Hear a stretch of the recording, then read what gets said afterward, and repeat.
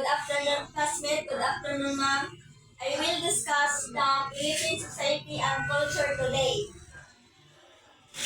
The Philippine society ruled by the Datos no longer exists. It died with the coming of Western power. What we have today is society ruled by the political dynasties from the southern part of the country. We have today a society where only 20% of the population have control over power, while 80% belong to the middle class and the masses. If before society was classified into the ruling class, the middle class, and the masa.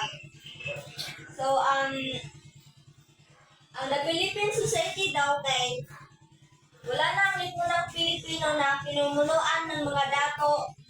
Namatay ito sa pagdating ng kapangyarihan kanlurani na mayroon tayo ngayon lipunang kinamuduan ng mga political dynasties mula sa katimugang bahagi ng bansa. Mayroon tayo ngayon isang lipunan kung saan 20% lamang ang populasyon daw na makontrol sa kapangyarihan, habang 80% ay kabilang sa mga middle class at ang bago na ay uri ng lipunan sa nangyayaring uri, ang gitnang uri at ang masa.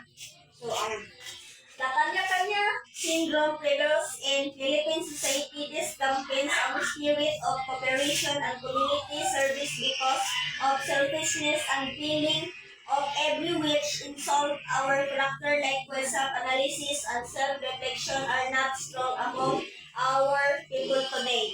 So, ang kanya-kanyang syndrome daw ay namamayani sa lipunang Pilipino.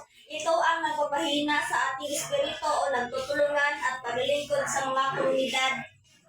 Dahil sa pagiging makasarili at isang pakiramdam ng bawat nakakasama sa ating pagkatao.